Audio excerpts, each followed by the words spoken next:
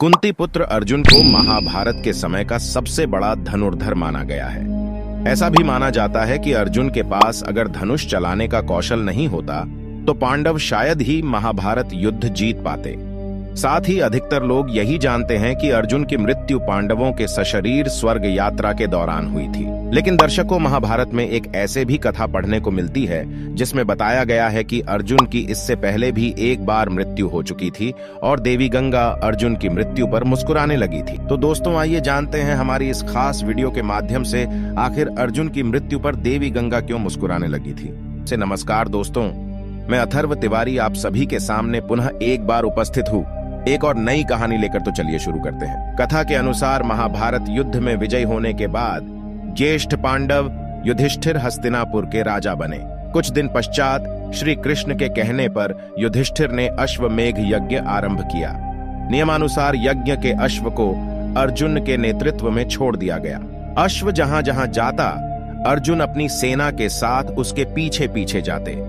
इस दौरान यज्ञ का अश्व कई राज्यों से गुजरा, जिसमें से कई राज्य के राजाओं ने तो अर्जुन से युद्ध किए बिना ही हस्तिनापुर की अधीनता स्वीकार कर ली, और जिसने ऐसा नहीं किया उसे अर्जुन ने युद्ध में परास्त कर अपने अधीन कर लिया। इसी क्रम में अश्वमेघ यज्ञ का अश्व एक दिन मणिपुर पहुंचा। उस समय मणिपुर का राजा अर्जुन और चित्रांगदा का पुत्र बभ्रुवाहन था।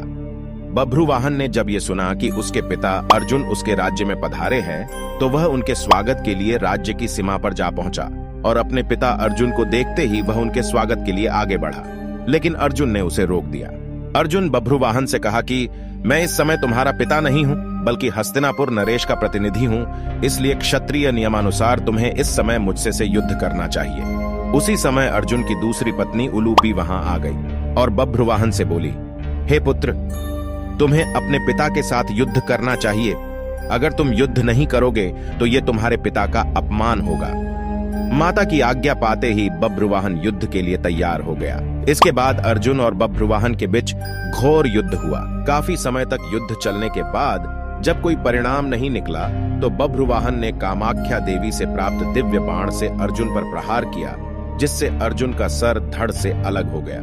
यह देख हस्तिनापुर की सेना में सन्नाटा पसर गया, क्योंकि युद्ध में बभ्रुवाहन ने अर्जुन से पहले भीम को भी परास्त कर दिया था। इधर यह बात जब श्री कृष्ण को पता चली तो वो तत्काल द्वारका से मणिपुर के लिए निकल पड़े। उधर अर्जुन की माता कुंती भी अर्जुन की मृत्यु की खबर सुनकर मणिपुर के लिए निकल पड़ी। मणिपुर पहुंचकर अर्जुन को धरती पर पड़ा देख श्री कृष्ण को गहरा धक्का लगा। तभी श्री कृष्ण ने देखा कि देवी गंगा अर्जुन की मृत्यु पर मुस्कुरा रही है। इतने में ही कुंती भी वहां पहुंच गई और अपने पुत्र के शव को गोद में रखकर विलाप करने लगी। कुंती को विलाप करता देख देवी गंगा से रहा नहीं गया और वह कुंती से बोली, हे कुंती, तुम व्यर्थ में रो रही हो, क्योंकि तुम्हारे पुत्र अर्जुन को उसके कर्मों का फल मिला है। मेरा पुत्र भीष्म इसे अपनी पुत्र की तरह स्नेह करता था, फिर भी इसने शिखंडी का सहारा लेकर मेरे पुत्र भीष्म का वध कर डाला। मैं भी उस समय ऐसे ही रोई थी जैसे तुम आज अपने पुत्र के लिए रो रही हो। मैंने अपने पुत्र के वध का बदला ले लिया, क्योंकि जिस कामाख्या देवी के बाण से बभ्रुवाहन ने अर्जुन का सिर धड़ से अलग किया है वो मेरे द्वारा ही प्रदान किया गया था। देवी गंगा की मुख से बदले की बातें सुनकर श्री कृष्ण हैरान हो गए और बोले, हे देवी, आप किस बदले की बात कर रही हैं? आप किस किस से बदला लेंगी? अर्जुन की माता कुंती से या फिर अर्जुन से? आप एक माता से प्रतिशोध कैसे ले सकती है? तब देवी गंगा ने कृष्ण से कहा, हे वासुदेव, ये तो आप जानते ही कि अर्जुन ने उस समय मेरे पुत्र का वध किया जब वो निहत्था था। अर्जुन का ऐसा करना जब उचित था तो अर्जुन का वध उसी के पुत्र द्वारा कराकर मैंने क्या गलत किया? तब श्री कृष्ण ने देवी गंगा को समझाते हुए कहा कि अर्जुन ने जिस तरह से अपने पितामह का वध किया वो स्थिति स्वयं पितामह ने अर्जुन को बताई थी, क्योंकि पितामह जानते थे कि उनके होते हुए पांडवों की विजय असंभव थी। इसलिए उन्होंने स्वयं युद्ध से हटने का मार्ग अर्जुन को बताया था। अर्जुन ने तो बभ्रुवाहन के प्रहारों को सिर्फ रोका है, स्वयं प्रहार तो नहीं किया। अर्जुन ने तो कामाख्या देवी द्वारा दिए गए दिव्य बाण और आपका मान बढ़ाया है।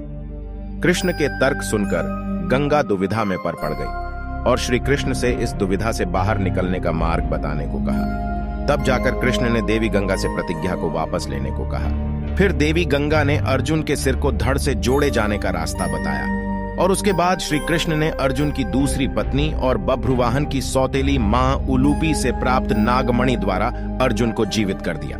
तो दोस्तों, आपको हमारी ये खास जानकारी या वीडियो पसंद आई हो तो वीडियो को लाइक करें और ऐसी ही पौराणिक कथा जानने के लिए हमारे चैनल को सब्सक्राइब करें। तो मिलते हैं जल्द ही ऐसी ही नई वीडियो के साथ, तब तक के लिए धन्यवाद।